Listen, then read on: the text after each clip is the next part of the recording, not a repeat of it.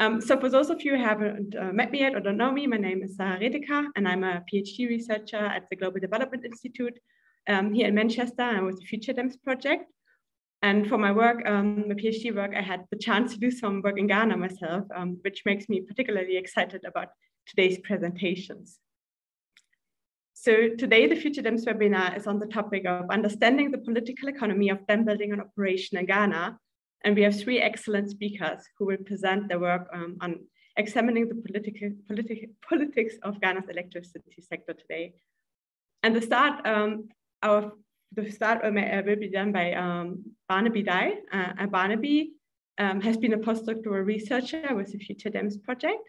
And as the project comes to wrap, we are glad that he will continue to work here in Manchester as a research fellow. And he will present his paper, When the Means Become the Ends, Ghana's Good Governance, Electricity Reform, Overwhelmed by the Politics of Power Crisis.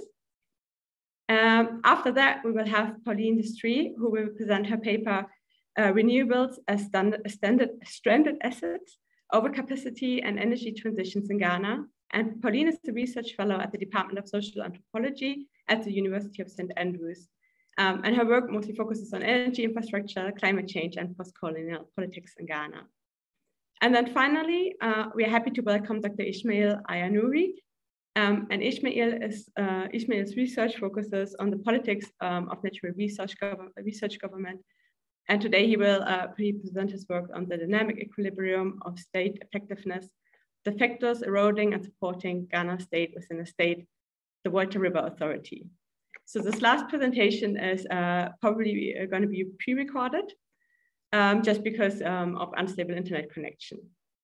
And before I hand over to Barnaby now, just a reminder that you can use the chat button at the bottom to ask any clarification questions or questions that we're gonna address at the end of the three sessions. You can also ask your questions verbally. That's even better, I think. So just raise your hand and we will call on you at the end of the three sessions. And last but not least, the session is recorded, but we will not record the questions answer session at the end. So that's for me for now, and I would like to hand over to you, Barnaby. Many thanks, Sarah. I'll just share my screen. Hopefully that works.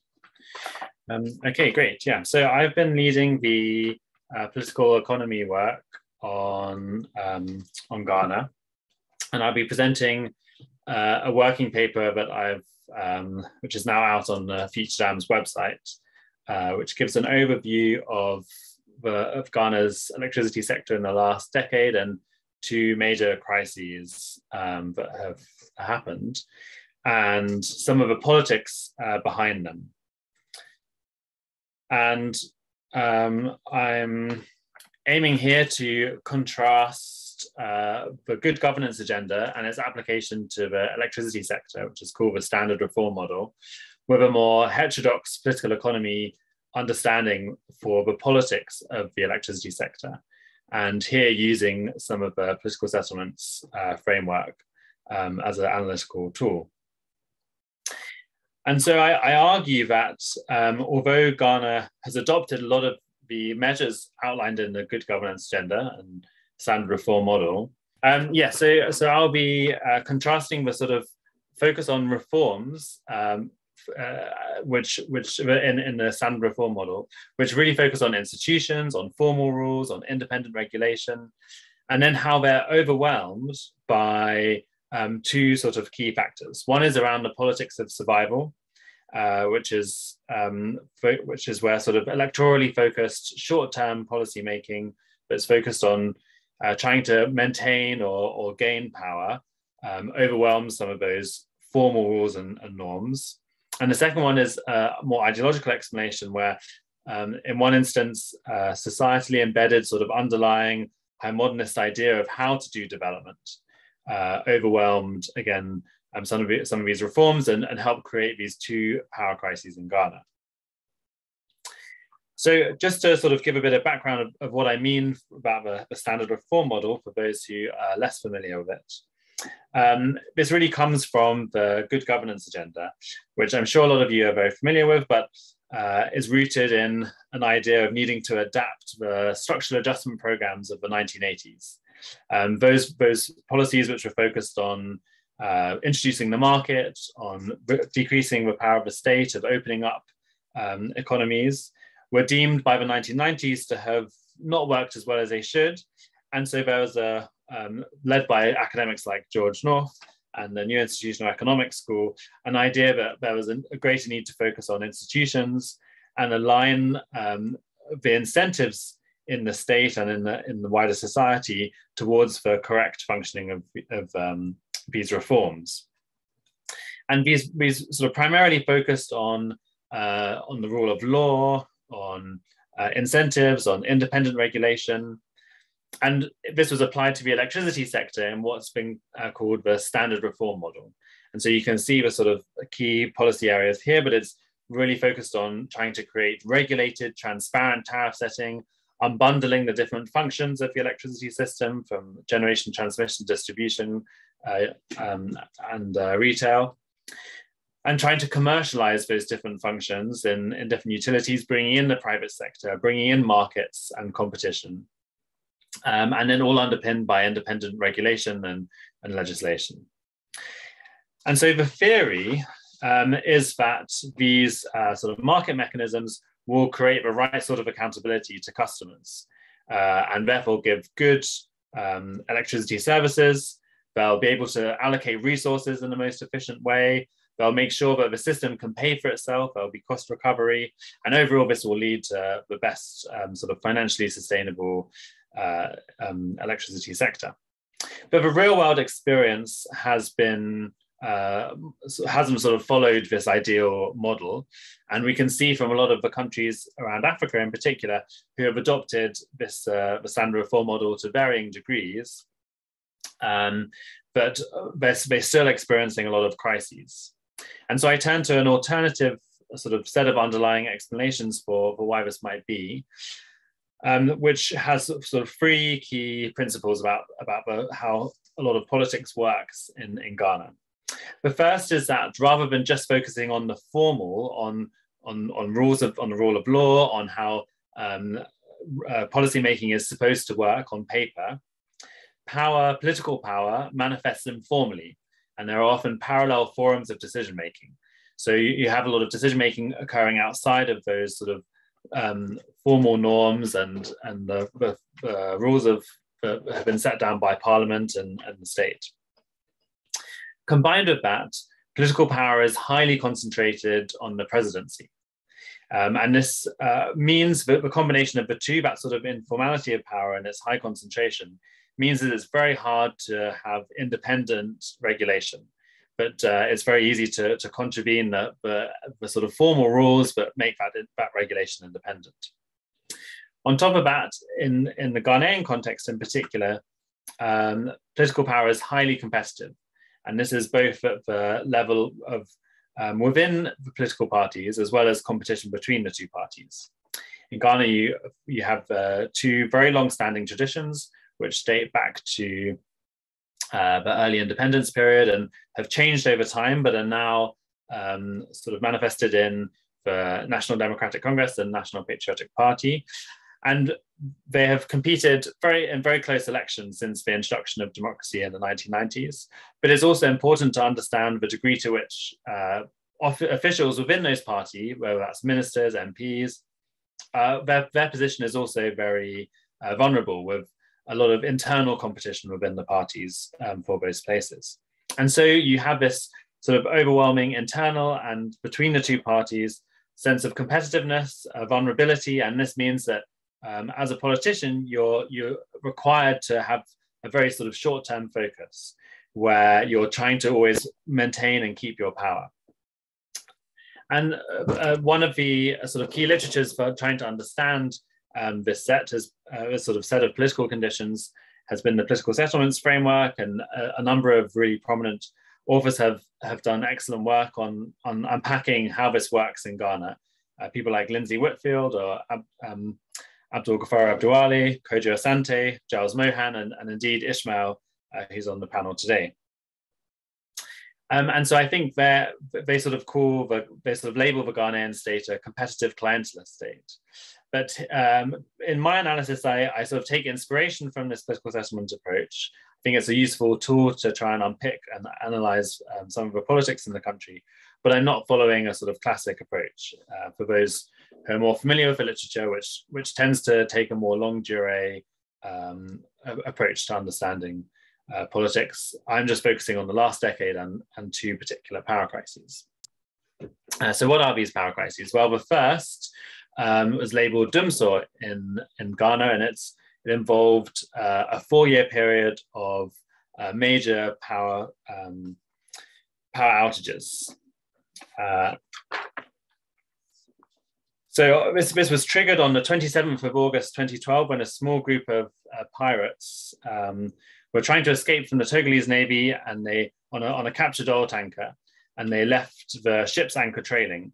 It snagged on the West African gas pipeline, which transports Nigerian gas to Ghana, sparking a major fuel shortage.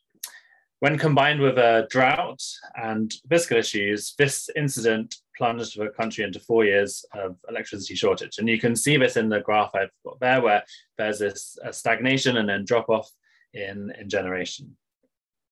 However, this crisis of shortage was later replaced with one of overabundance, where Ghana went into a power plant construction overdrive, signing 43 PPA deals, that's deals with private companies, between 2014 and 2016, resulting in electricity generation equaling twice the country's demand by 2018.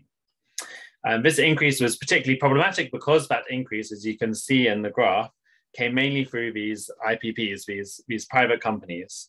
And the standard in Africa, as is in other parts of the world, is for those deals with the private sector to have a clause saying that 90% of the power that's made available has to be bought by the government, whether it's or by the utility, whether that's used or not. And so essentially, if you're building all of this capacity, you're going to have to pay for it, even if you can't sell it. And so that difference in supply and demand has left a costly bill in Ghana, which reached 4 to 5% of GDP in 2018. That's still causing fiscal problems. So how did these two crises come about? And I said sort of Ghana has adopted a lot of the standard reform policies. So according to that model of how the electricity sector should work, these crises shouldn't have occurred. So for the first one, as I was outlining, there was a sort of immediate external cause. There was an issue with drought, which decreased the amount of hydropower, but more pronounced was that break of the gas pipeline, which supplied a lot of Ghana's fossil fuel plants. But this doesn't really explain why the crisis lasted 4 years, partly because that pipeline was fixed within that time, but also because you saw a number of additional plants coming online, including the Bui hydropower project during those years, and because there was only one exclusively gas plant in the country. The others could run on light crude fuel. So it seems to be more of an issue of, less of an issue of capacity, less of was there enough plants to generate that electricity, and more to do with there not being enough fuel to run those plants. This speaks to then a fiscal problem with not enough money to buy that fuel. And these fiscal problems have a sort of deep, long history in Ghana and run quite deeply into some of the key sector's problems. And they relate to some of the ways in which Ghana's sort of political context affects policymaking and the way the electricity sector works in the country. So one of these is that there's a big issue of non-payment to the distribution company, the electricity company of Ghana. And the biggest culprit here is the state itself, that has either there's sort of a number of state agencies who haven't been paying their bills, or the state is able to shield sort of politically connected people from having to pay their electricity bills. Additionally, you have tariffs which aren't at a level which can cover the costs of the whole system. So there's been only sort of a short period of time where automatic tariff increases have occurred to try and make the tariff more sort of represent the costs of what the electricity system takes to run. But these have been too unpopular to sustain and often get abandoned around election time. So we saw automatic tariff rises between 2003 and 2006 and between 2010 and 2012, but elections around those times sort of caused them to be lost. And so basically you have a problem of, there's the non-payment issue and the tariffs being too low, and this just creates a big deficit for ECG, the utility, the distributing electricity. And this was particularly intense in 2012, when often the government steps in to try and sort of overcome some of those fiscal problems. But in 2012, there had been an election, and like in many democracies, in election years, there's a lot of sort of emphasis on trying to spend money to win over people's votes. And so in that year, ECG's deficit was 800 million, but the government wasn't able to step in, and the IMF had arrived in the country to try and sort out debt problems. And so I think you see this sort of combination of short-termist politics and electoral pressures creating fiscal issues, and these ultimately created that long power shortage crisis. And so there's a lot to do with the way informal politics works and the political pressures on people in that system, which is explaining why this first power crisis happened. It wasn't to do with the formal rules and norms. What about the oversupply crisis? Well, I think the cause for that partly is in the experience of that long power shortage. As you can imagine, a 4-year power shortage was extremely unpopular and caused widespread protests around the country. And some people have called it Ghana's first middle-class revolution. The slogan, "No power, no vote," became really very popular. And so in the run-up to that 2016 election, there was a real fear within government that this was going to cost them, and that they needed, therefore, to do something about it. They needed to throw everything they had to try and solve the power crisis. And so a lot of interviewees I spoke to said that there was a sort of pre-election panic, and therefore all available plants were sort of turned to, and lots of deals were very hastily signed to try and ameliorate the problem. But there are also other potential drivers for this huge increase. One is perhaps a bit more cynical, but a number of investigations at the time and since have suggested that there was a degree of rent seeking in that increase. So these PPA contracts for deals with private companies to supply electricity, because of that 90% clause, basically sort of a relatively guaranteed way of making profits. You're signing a deal for 25 years, there's quite a lot of money to be made in those contracts. And so politicians saw a chance to get in their affiliated businesses into some of those deals and make a return. And this is very strongly incentivized by Ghana's political system, because the cost of being an MP, the cost of being a minister, and even running a presidential campaign is extremely high. And that sort of competitiveness between the two parties, but also within the parties to run selections and get selected as an MP in the first place, all of these are very expensive and involve having to make a lot of donations to various causes to help make sure you have community organizations on side, to give people jobs in order for them to be your supporters.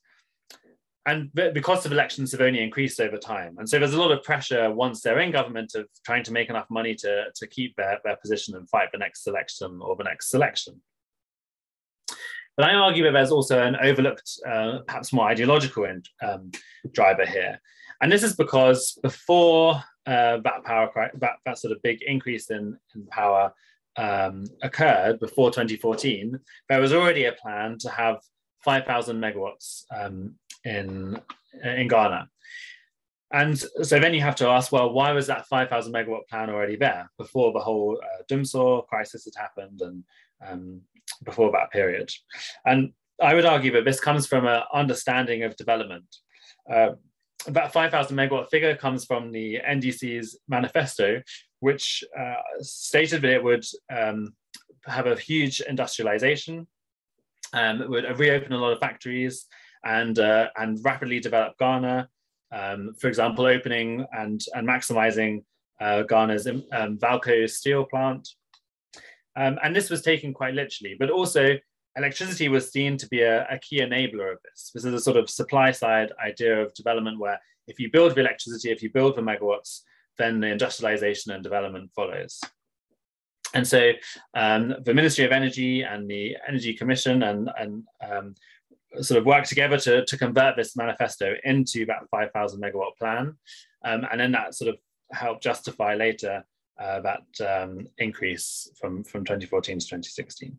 And so I argue that, you know, ideology isn't always important in Ghana, but in this particular instance, it does seem to have played a part in justifying this big increase. That the idea of if you build it, then the demand will come. So to conclude, I think this case study just really shows the importance of understanding a slightly more heterodox political economy approach to these national political decision-making. That although you can try and change the formal rules and laws of a country, where you can try to influence and sort of increase the standard reform model, that's likely to be overwhelmed by the degree to which politics happens outside those formal structures. And the competitiveness of elections in Ghana, the competitiveness of politics, overwhelmed the electricity sector in these two instances, creating sort of much more short-termist decision-making, creating that sort of rent-seeking incentive. And on top of that, you have ideological influences that also occur outside that sort of formal standard reform model. And so I think this is a useful case for trying to explore the flaws in that set of thinking. Thank you very much. Thank you very much, Barnaby. That was really interesting, and certainly a lot of things that were new to me as well. So next would be Pauline. Can you share your screen? Hi, yes, let me share this. Can you see this? Yes. Yeah? Yeah. Okay, perfect. Thank you so much, Barnaby, for your presentation. I think it's perfect because it completely lays the ground for what I'm going to talk about now, which is basically picking up on these ideas of dual crisis and the way that has affected the uptake of renewables in Ghana and affected the outlook for energy transitions in Ghana, but I think in other sub-Saharan African countries as well. So when I first went to Ghana in 2014, 2015, that was precisely at the time of Dumsor.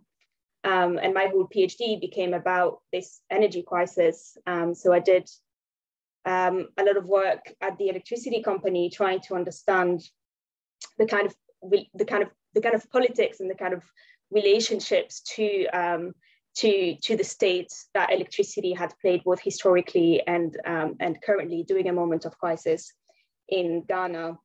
And I just wanted to say three things about this particular crisis that I think are still relevant to bear in mind. The first was that the crisis took place during, at a time when Ghana's electrification rate is really high compared to a lot of neighbors that might experience power shortages, but might not expect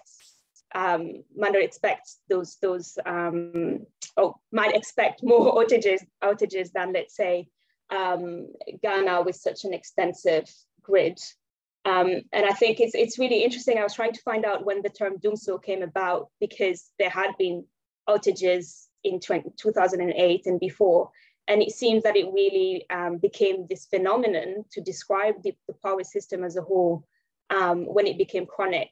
So in a way, it doesn't actually, it denotes a crisis, but a crisis that's become really quite chronic and repeated.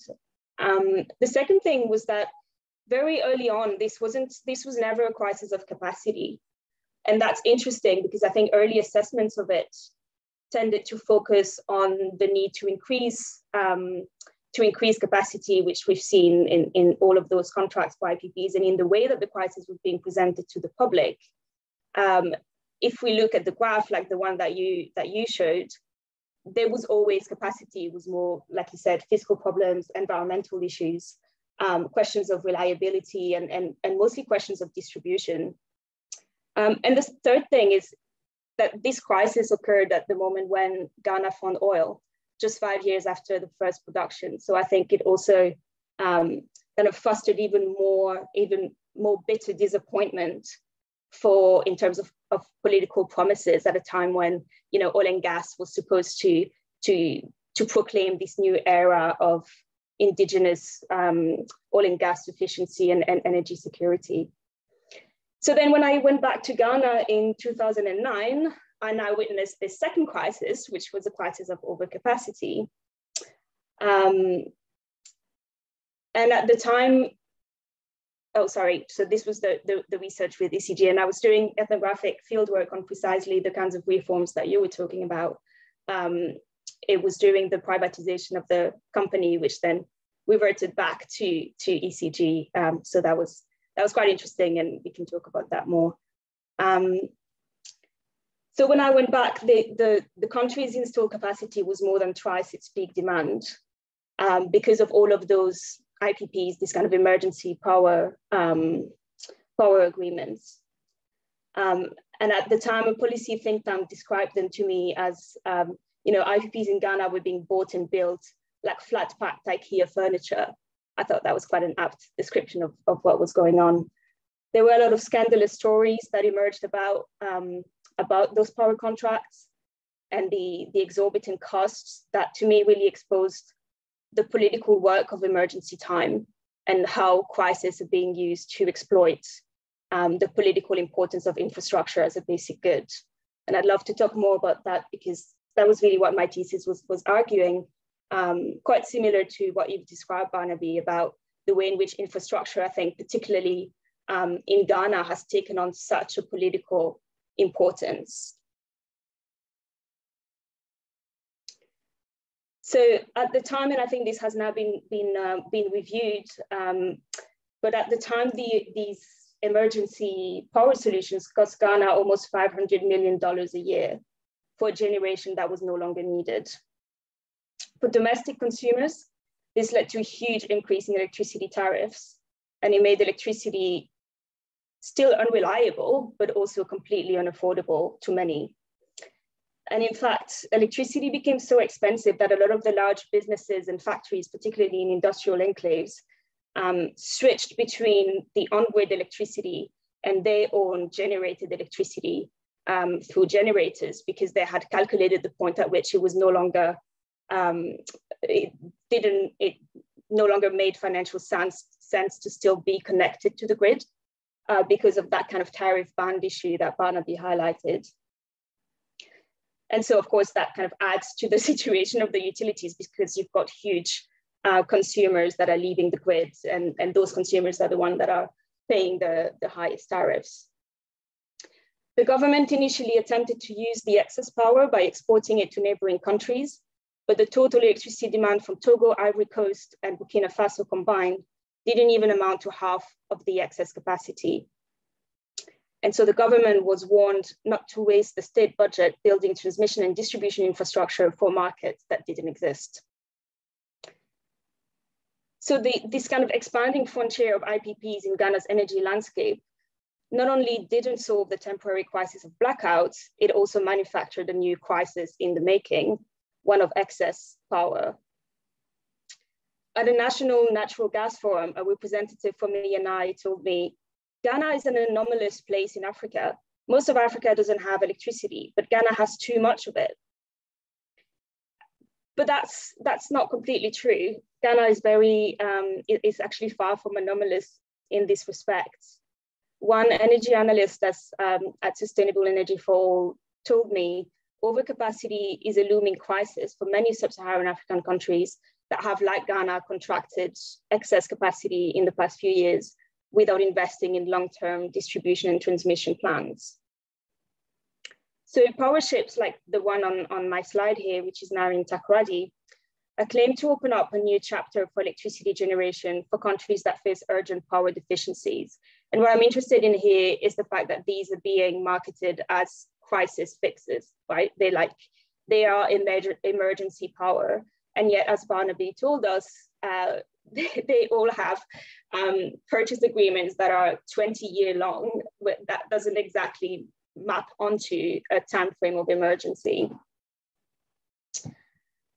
IPPs are specifically designed as these kind of fixes to power shortages. And so they now represent the biggest source of private investment in the power sector on the continent, generating over 25% of sub-Saharan Africa's total generation. That's without without South Africa. If you take South Africa out, I think the figure is 13%. So they really constitute a new energy frontier on the continent. And it's one in which moments of crisis offer new opportunities for profit. And this looming crisis of overcapacity due to IPPs is economic, it's environmental, and it's political.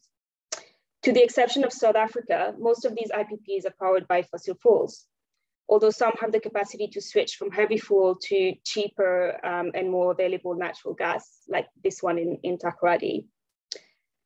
IPPs tend to be procured through direct negotiation or unsolicited proposals rather than competitive bidding. So they provide attractive solutions for governments that are pressured to restore popularity. But they also represent long-term environmental and financial liabilities with their contractual terms going as far as 30 years. On the other hand, additional capacity doesn't necessarily translate into reliable and continuous electricity. I mean, Ghana still experiences power outages. So it's obviously more dependent on the functionality of the grid and the availability of oil and gas.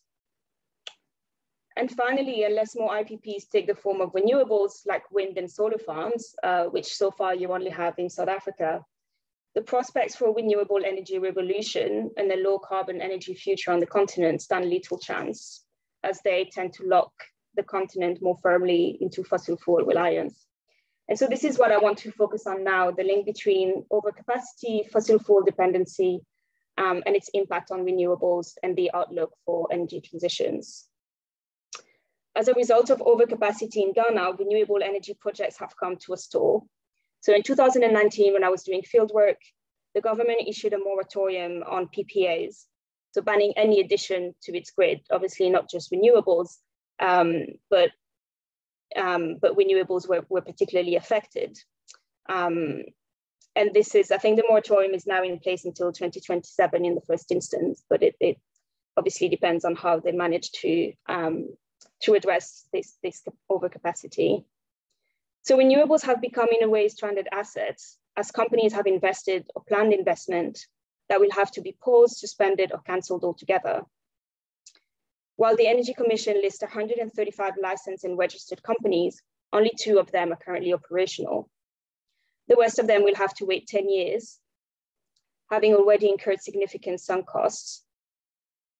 At the conferences and events on renewable energy that I attended that year, I always encountered the disappointment from investors and renewable energy companies that decried Ghana's backtracking commitment to renewables. They told me that there were active disincentives for renewables in Ghana.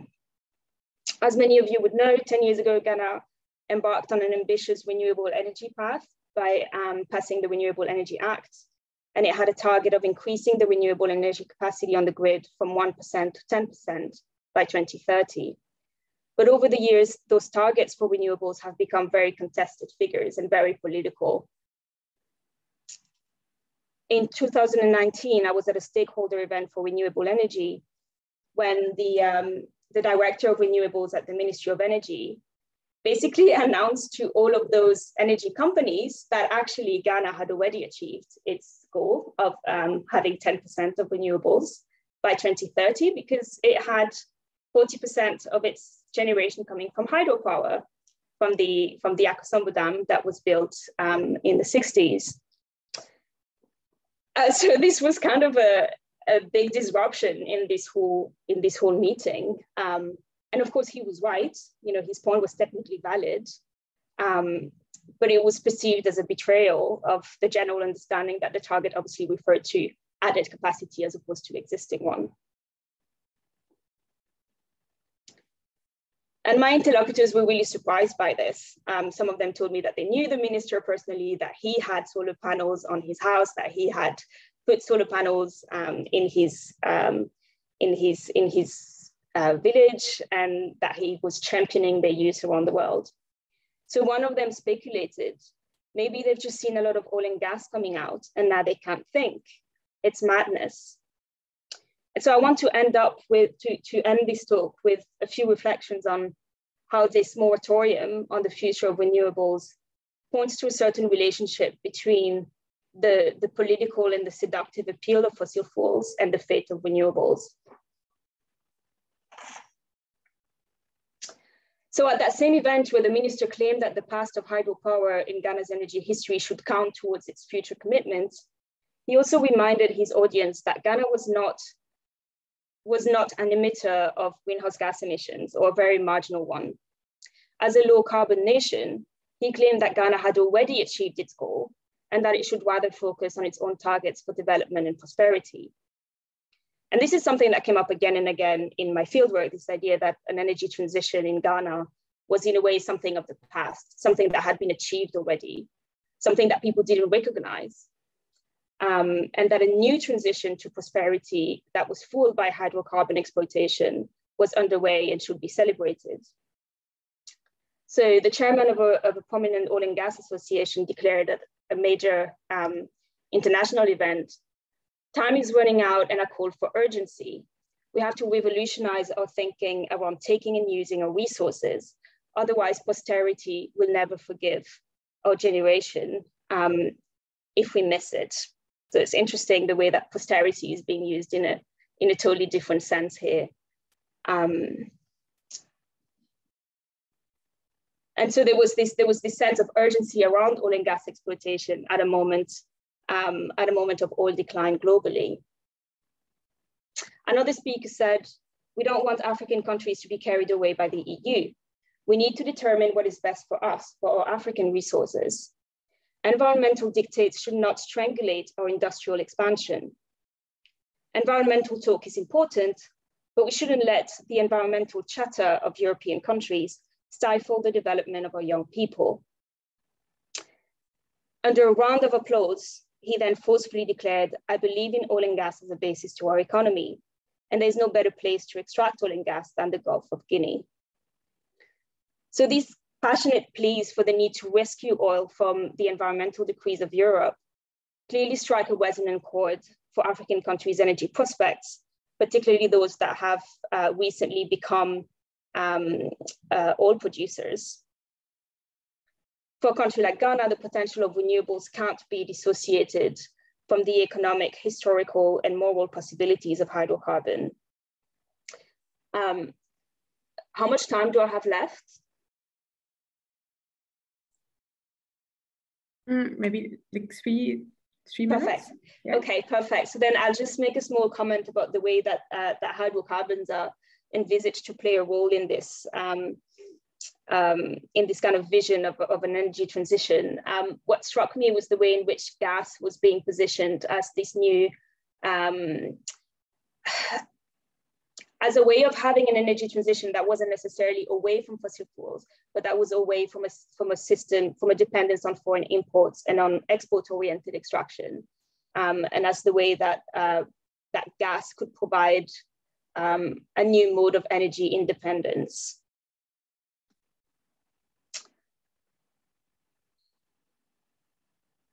So in all of the projects of Ghana Gas, gas was positioned as an indigenous source of power that could displace the extractive and export-oriented aspects of oil and bring greater prosperity for the nation by boosting industrial and agricultural operations and reducing imports of popular products like tiles, concrete, petroleum, and other goods. So gas was praised as a solution to the kind of enclaved model of oil extraction.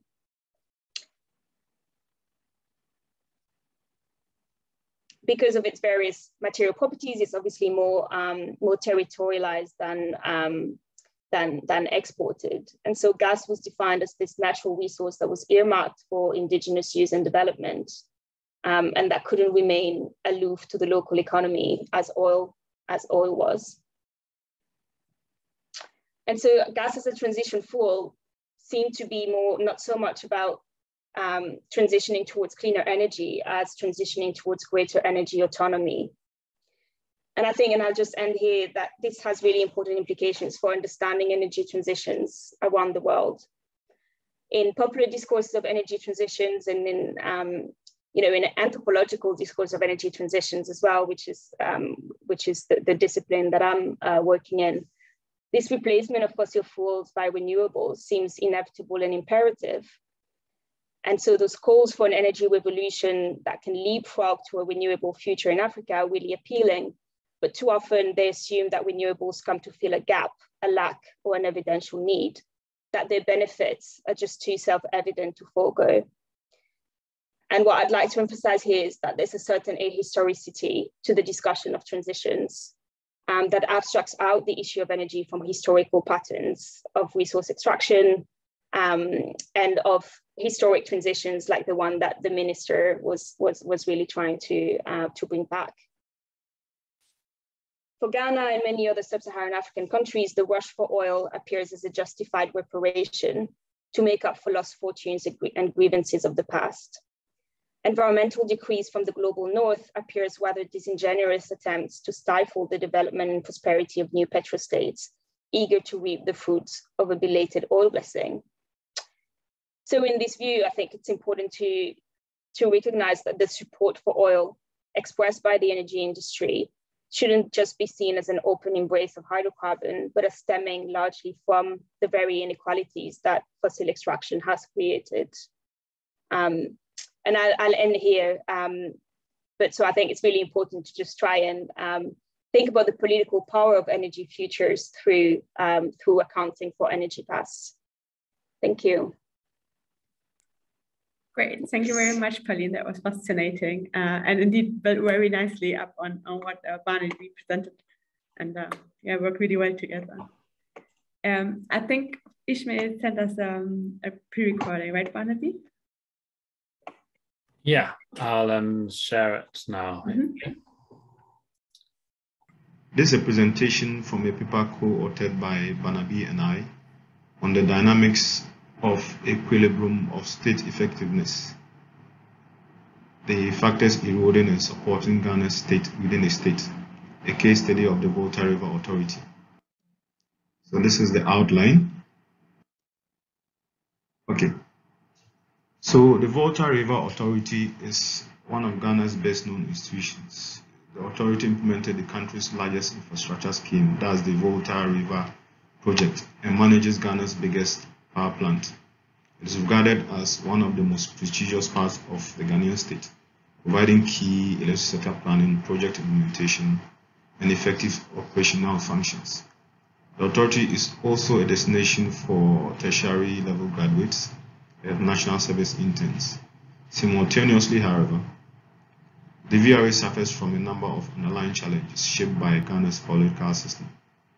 Principally, these concerns fiscal challenges undermining the authority's financial capacity to purchase fuel for electricity on a regular basis, and detrimental political interferences in its decision-making, including decisions to curtail its fiscal power and policy-making scope.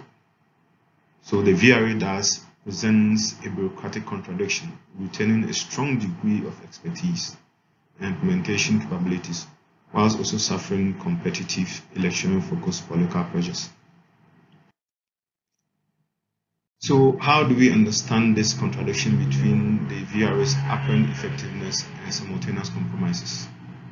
This question presents a conundrum to the current literature on state capacity and pockets effectiveness. In the 1980s and 90s, the recognition that certain bureaucratic enclaves were critical to achieving progress formed a key part of the literature on developmental states.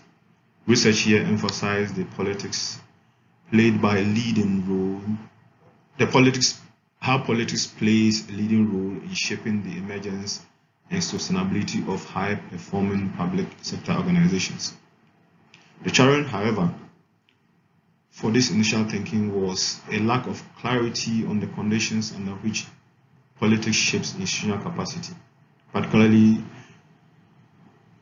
the tendency to see such effective packets as islands that are divorced from the political context. Recent literature, however, have moved from treating such enclaves as isolated islands, as a political realm of national decision-making separated from the state and wider politics, to a more embedded approach contingent on a broader political context, particularly the power relations that elite groups forge.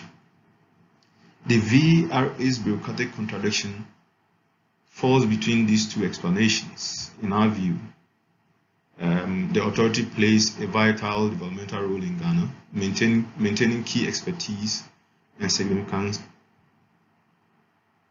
but yet on many of the matrices defining packets of effectiveness, it fails.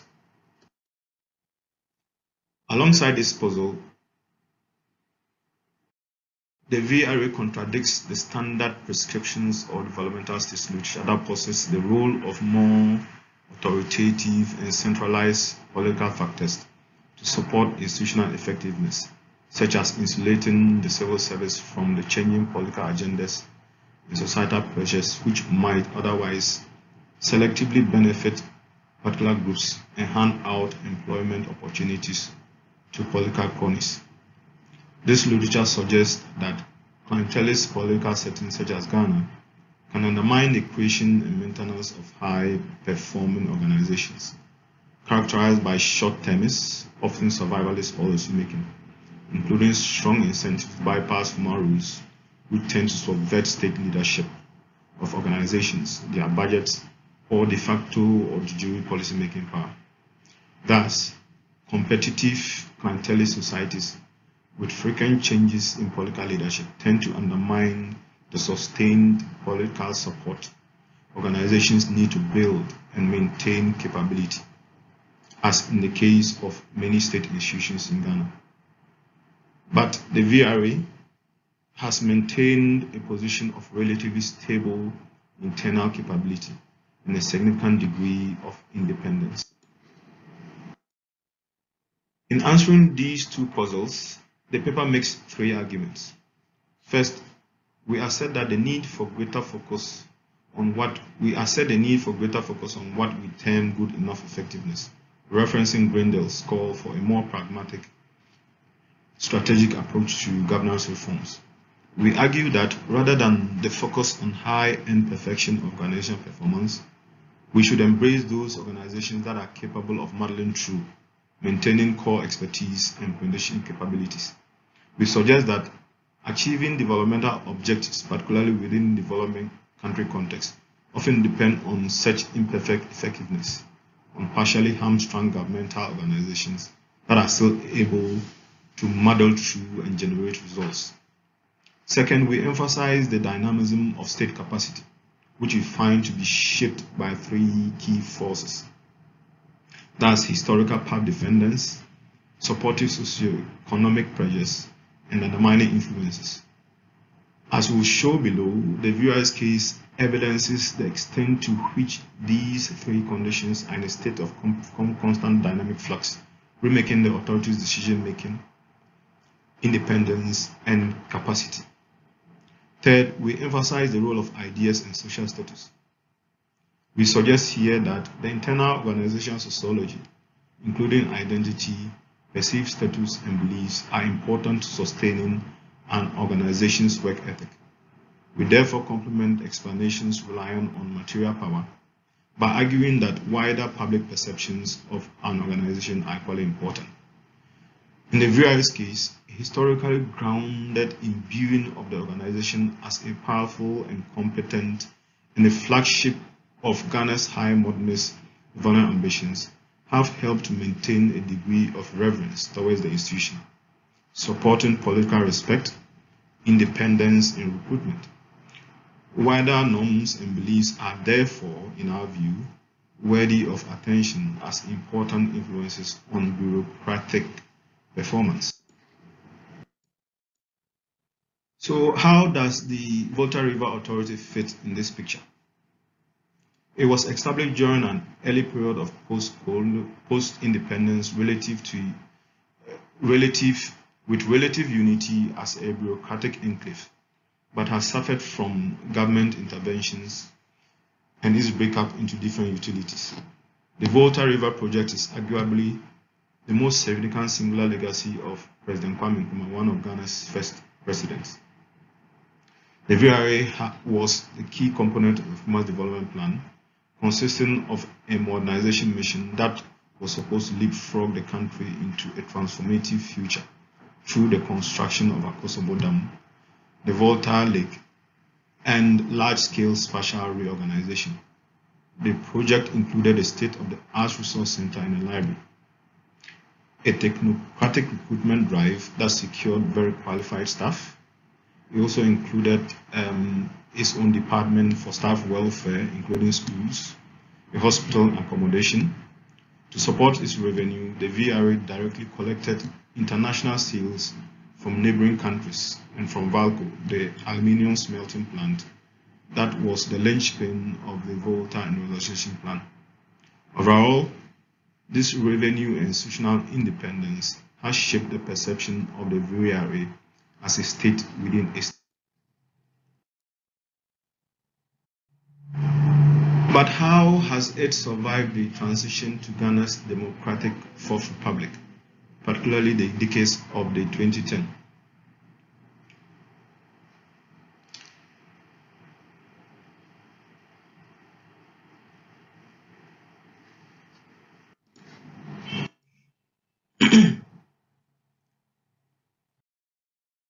In terms of recruitment and internal appointments, VRA largely follows meritocratic practices, retaining a high level of control over who is employed, with an approach to targeting highly qualified and technical persons. Over 90% of staff surveyed from across various departments had a master's degree in a range of fields. This is possible to maintain given the high demand for jobs, VRA jobs. The authority is regarded as among the best careers to have, something rooted in its autonomy over remuneration and allowances. Both core and administrative staff are well paid relative to typical public sector workers. VRA also uses performance incentives and conducts regular capacity building. It has a flexible loan scheme for staff, including providing schools, houses, hospitals, and medical insurance that extends to immediate family members, with an active union protecting these benefits. Promotion is also reported to be meritocratic, often based on demonstrable staff performance and competence.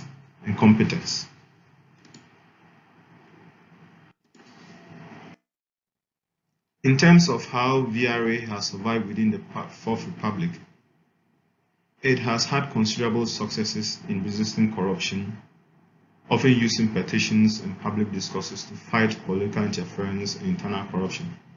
This reinforces evidence of the authority's power and the agency of its staff.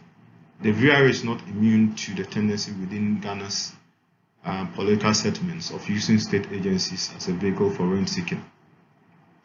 A prominent example of corruption within the VRA was the contract for a system upgrade through the Oracle e-business suite between 2011 and 2016. The contract, initially priced at $4 million, doubled to over $8 million in 2016, while the project consultancy fee also doubled from $200,000 to nearly $1 million. Another overt case involved the CEO extending his contract past his retirement age and adding 40% annual bonus to his service benefits in 2016. However, VRA staff fought against these issues. The Senior Staff Association in particular successfully used these examples to petition the president to remove a number of executives from office in 2016, further evidencing a resilient work ethic and performance culture. The organization has also been able to muddle through the Fourth Republic, and this can be explained by path-dependent conditions. The VRA's organizational history mirrors the importance of path dependence. and one evident is in material terms. The early establishment of a training school helped to foster a culture of learning and personal development. This, alongside the various schools, hospitals, and housing, helped to maintain competitive benefit packages for staff. How dependent is also seen in institutional terms. The unionization of both senior and junior staff, alongside the particularly high social standing of the senior staff in terms of education and political power, makes it difficult for politicians to interfere in various nomination. This in turn supports the ability to recruit high caliber applicants and maintain expertise. The various dominance over power generation and its electricity distribution role in Ghana's north also confers material power. The authorities' mix of hydro and thermal power allows it to offer the cheapest tariffs, undercutting the influence of IPPs and the Bui Power Authority. Additionally, its size and power means that VRA engineers have been central to most government negotiations around investment in power generation, its institutional management, including with external donors such as the World Bank. So overall, VRA's history provides a number of key power-dependent advantages, enabling capacity. These materials elements notwithstanding, we argue that additional factors also matter in explaining VRA's organizational culture. The authority's history shapes much of its enduring societal respect, a sense of its importance and perceived national status, which helps to engender political support. The status of the Akosombo Dam remains strong, with the dam synonymous with the history of Ghana's liberation from colonialism and the country's development. This historically formed ideology of modernizing development was thus imbued in the Akosombo Dam and thereby the VRA. This status has been continually reinscribed since, not least through ongoing celebration of the dam. However, the arguments above around VRA's capability mask persistent fiscal challenges that largely stems from government interference, motivated by short-termist political calculations. This interference is seen across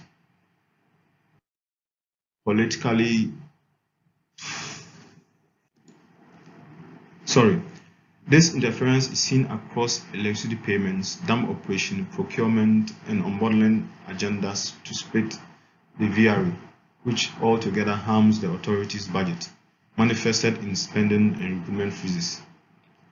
Perhaps the major underlying challenge to Ghana's electricity sector relates to fiscal payments.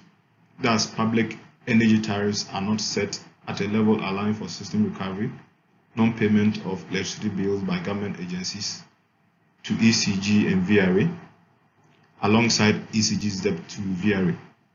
The causes of these three, we argue, are political, with electoral pressures leading both the NDC and MPP governments to suppress public tariffs while diverting spending for electricity payment towards vote-winning projects or rent seeking. These fiscal problems hit VRA worse than other utilities for two main reasons. First, VRA's budget is pressured as it not only has a generation rule but also distributes electricity to the northern parts of the country with its subsidiary network, with huge technical distribution losses. Second, as a state company, VRA cannot resort to the measures taken by private companies. The VRA's appointed board vetoes any move to take the state to court, whilst limiting the officials' ability to criticize policies publicly. Moreover, the government exerts considerable pressures to keep plants operational against hydrocarbon analysis. Another detrimental impact entails VRA's assigned role as an off-taker of gas from Nigeria, which it then provides to private companies. However, these firms do not regularly pay for this service. More than 70% of the gas VRA procures from Nigeria since 2003 was given to Sonon Asobli, a gas IPP. As of 2017, however, the company owed VRA over $200 million, a condition that significantly contributed to Nigeria Gas suspending gas supply to the authority. There are many of these examples, but for want of time, I'll just move to the next slide. However, our findings suggest that while harming the authority's capacity, clientelism and budget shortfalls have not overwhelmed the VRA. This capacity is evident in the authority's resilience, its ability to muddle through and survive. A key example being its battles over the adoption of the standard reform model, which by default or design would have shrunk VRA's power and influence over the electricity sector. Let me skip because of time. In terms of resistance, another one is in terms of its resistance against unbundling its thermal generation. This originated in 1990s reform plans, but was rejuvenated by the NDC's return to government in 2009, where the Minister for Energy and Finance jointly sought cabinet approval to sell off various thermal plants, a move that was also partially justified by World Bank reports about the various operational inefficiencies and a high number of plant outages. With VRA unable to stamp out costs to look for about 750 million for system upgrade and maintenance, the unbundling motivation also became high. But although little action followed this initial unbundling commitment, President Mahama in his 2015 State of the Nation address reiterated the need to split the VRA, with the Deputy Power Minister then tabling a cabinet memo seeking approval to consolidate all existing VRA hydroelectric assets under a reconstituted VRA, involving the merger of GUI Power and the VRA in the creation of an autonomous Ghana Thermal Power Company. With elections that year, further action did not occur, but upon assuming office in 2017, the MPP took on this unbundling incentive. In May 2017, for example, the Energy Minister publicly made the case for this unbundling, including accusing the VRA of straying into thermal power generation, with its limited capacity here saddling both itself and the state into huge debts. However, the VRA publicly resisted this unbundling move, stressing their legal mandate to undertake thermal generation as stated in the amended Volta River Development Act, including clarifying that its low revenue and debt are caused by government interference and the impact of droughts and hydrological effects of climate change. To date, the VRA has mounted internal and public campaigns against the unbundling proposal, often petitioning the Energy Minister and the President, issuing press statements and publicly criticizing the restructuring plan as difficult to justify in newspapers and on media platforms. In conclusion, drawing on an empirical investigation of the VRA's operational capacity, we argue that Parker's of effectiveness high-performance approach to understanding such effective niches within the VRA is overstated and has set a more realistic threshold of good enough effectiveness. The key condition underpinning the VRA's effectiveness is its capacity to muddle through and survive politically expedient decisions by government that undermines its fiscal position and ability to perform technical functions efficiently, although also able to preserve its core expertise and implementation capabilities. Like that. This bureaucratic capacity is in a constant flux, shaped by power determinacy, supporting influences, and undermining pressures. Power dependency is key to understanding the VRA's case, both in terms of the material structural factors supporting it and the historically ingrained public perception about its modernist developmental role.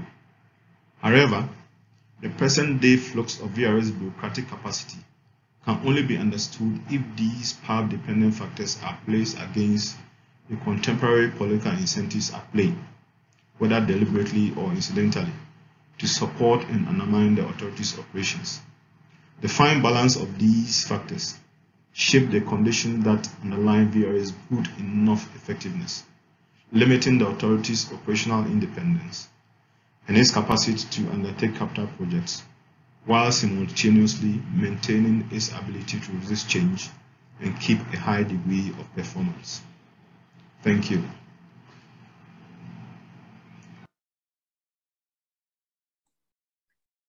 Great. So thank you all very much for your presentations.